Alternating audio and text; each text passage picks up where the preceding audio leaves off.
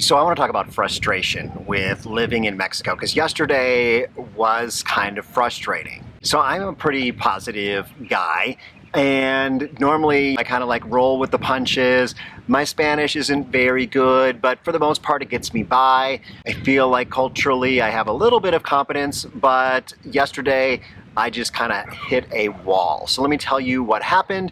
And this is just kind of a video that's just kind of sharing what happened. Not necessarily that you're going to learn anything, except for maybe where things may be a little bit frustrating for you too.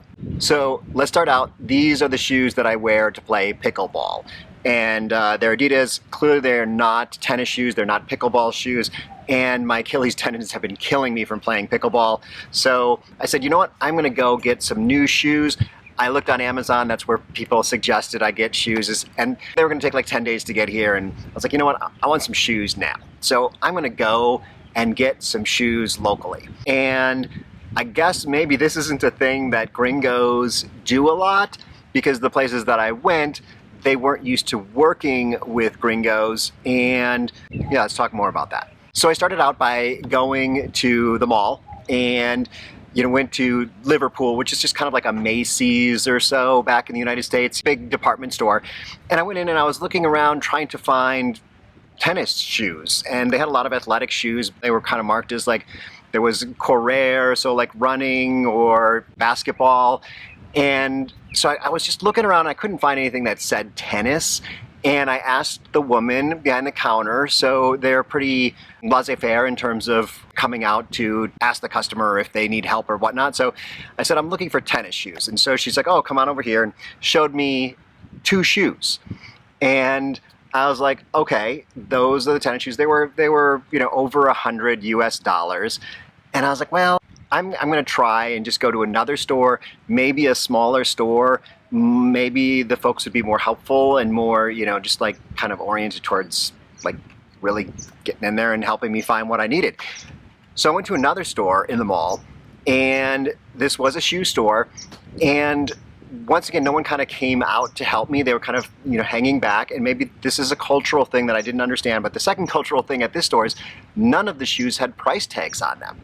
So if you are a beginning Spanish speaker, you know how hard numbers can be to understand. And so I just left the store because I was like, wow, if I've got to ask the price of every single shoe and they're going to come back with a number that's very hard to understand because it's going to be in the thousands, I was like, okay, this store is just not going to work for me. Plus the shoes seem to be arranged by brand name, not like this is an area for soccer shoes and this is an area for basketball shoes. It was kind of like, these are all the Nike shoes.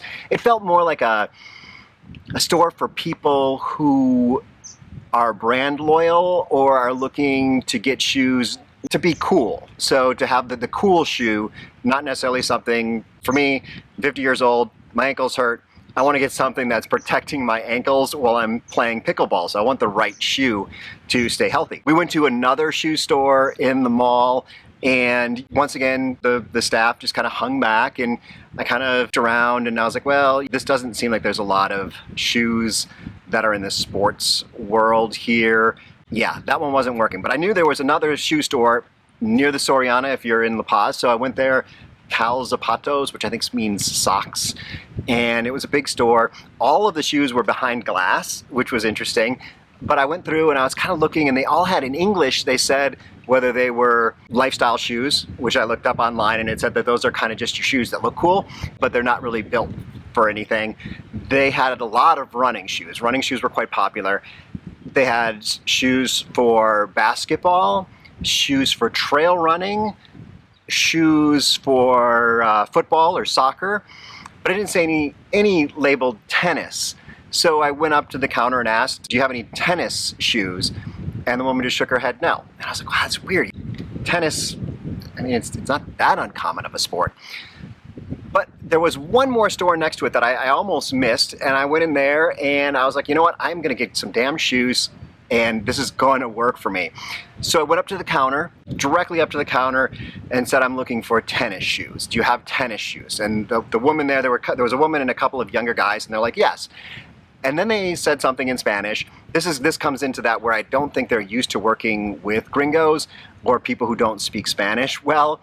because what I found is people who, in the customer service world, if a lot of your customers are, if they're people who don't speak Spanish well, that you tend to speak very slowly, using very simple tenses, very simple words, and kind of a lot of hand gestures and whatnot. So, but these people didn't do that at all. So I was like, okay, they're not used to working with people that are going to struggle with their language. So I said I wanted tennis, and they said okay, and they said something which I later figured out what it was just by looking it up this morning on the internet.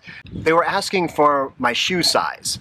And for me, in my gringo brain, and also what Google Translate would say, which I later figured out, was tamaño de zapatos. So the size, tamaño, which is like your coffee cup size, de zapato, which is a shoe.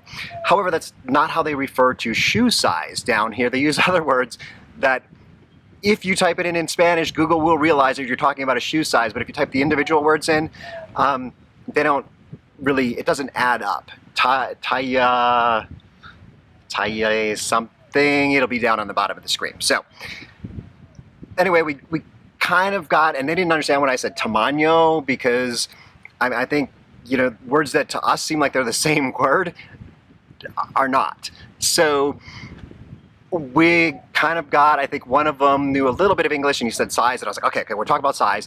And I wasn't sure why they cared about size, because I thought we'd go look at shoes first, and then once we found the shoe, they would say, okay, well, this shoe, what size do you want? Anyway, so I said 10 and a half in the United States. And they said, okay, ocho. And I was like, no, not ocho. Ocho is 8. Clearly, I've seen the sizes from Mexico, and they're for the most part in the 20s. So I was like, no, I'm not a size 8. I'm a 10 and a half in the United States. In Europe, it's something like a 44 or 45. And I figured out that I'm actually a 29 in Mexico. However, this is one of those little things for shoe sizes in Mexico. And I'm smiling as I do this, and I was smiling yesterday, but it was definitely getting frustrating because it had been a couple hours practically. Yeah, like 2 hours of like going through this process of something that should be just so simple, would be so simple in the United States. And it was so difficult solely because I didn't understand the culture and the language. So that's what we got going on here. So I later learned that the way they talk about shoe size in Mexico is pretty much all the shoes are sized in the 20s. So they drop the 20 part of it and refer to the shoe size only by the second digit. So I'm a 29, but they would say nueve. And so that confused me. But anyway, we got through, and we finally, one of the guys walked outside, and he's like, okay, you know, I'm like, okay, he's going to show me which ones are the tennis shoes. Maybe there's 2 here, maybe there's 5 or something like that.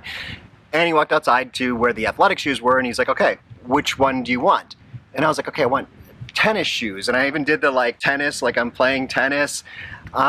It didn't seem to be translating. Maybe they used, like we do, the word tennis shoes to mean athletic shoes, tennis shoes to mean any type of shoe that's not a dress shoe. I decided this was the last store I was going to, and I really needed something. So I was like, okay, I'll just get a cheaper shoe that is at least an athletic shoe. I looked at enough shoes to know like what a tennis shoe kind of looks like compared to a running shoe. And so I started pointing out to him, like, I go, what about that one? And he's like, he pulled out his computer, which was kind of nice. He pulled out his computer and looked, he said, no, not in your size. And I was like, well, what about that one? And he's like, no, not in your size. And I was like, okay, what's going on here? And he said, essentially, I'm going to go looking back. And I was like, okay, well, I don't know what he's looking back for because he said they don't have these shoes. So he went back and he came out with 2 shoes that were similar in price to what I was looking at. And similar athletic shoe, you know, he wasn't bringing out soccer cleats or anything like that, or basketball shoes with the high tops. So, and he brought out this. It says running on the side, and Forza, I think it only shows me this is made in Mexico, and I think the size is only shown in Mexican size, so 29 or 9, as they would say here. But it says running in English across the side. Anyway, I thought that was kind of interesting. So I tried it on, and it felt good. And I was like, okay, I think this is going to work for me. I asked what the price was, and it was 629 pesos. So $33, $34. I was like, okay, that seems reasonable, even if it's not a perfect shoe. I'll be able to work with this. And then I paid with my credit card. And interestingly, I noticed the checkout guy did this with the previous customer too. So he looked inside and he looked at the size, I assume, to make sure that the shoes were the same size. And then he was very particular about looking at the shoe and turning it upside down and looking around. So I'm not sure what that's about. If you do know why someone would be so particular looking at the shoes, both of the shoes from different angles, maybe they've had some issues and sometimes the quality isn't good and they can tell. I'd love to know what they were doing there, but paid for the shoes. So I had my shoes, and this is where the story takes a positive turn. Well, actually, first I went out in the parking lot and Kat was attempting to rescue 4 street dogs, but you don't need to talk about that. That's just every day for Kat. But we went out to dinner at a new place, Claro Fish or something like that. It's on our street, just 2 blocks away. Been waiting for this place to open for probably 2 years now. And we went inside, and some folks who were in there, it just opened like 3 days ago. Some folks, Randy and Lori, who are subscribers who've been living here, and we're super excited. They're like, Brighton, Cat. So it's always exciting to meet subscribers and chat with them and see what their story was. They had a really interesting story of they've been living in a more local area and really have a lot more Mexican friends than we do. I don't know why I still have the shoe up. Great meeting those guys, and then the dinner was just amazing. So really great fish tacos, including one called a paseño taco. So paseños are people from La Paz, and I wasn't sure what to really expect, but this was a taco. It was shrimp and cheese and bacon and maybe something else thrown in there. So that's a really good combo. Really didn't expect that. So anyway, had some margaritas and ended up having a good turn to the day. But I wanted to talk about this just because of that level of frustration that sometimes you get, even me, and I tend to be pretty positive, as I mentioned, but just not having the level of Spanish that I'd like to have and not understanding the culture. It's just, anytime you do something new down here, you don't know if it's going to be simple. Like recently I went and got my driver's license, and it was simple. It was, easier than I would have expected, easier than it is in the United States. But then something like buying shoes throws you for a loop. So that's kind of today's, I don't want to call it a rant. It's not really a rant, but it's a story about how sometimes you get some curveballs down here, but in the end, you end up drinking margaritas with new friends. Hasta luego.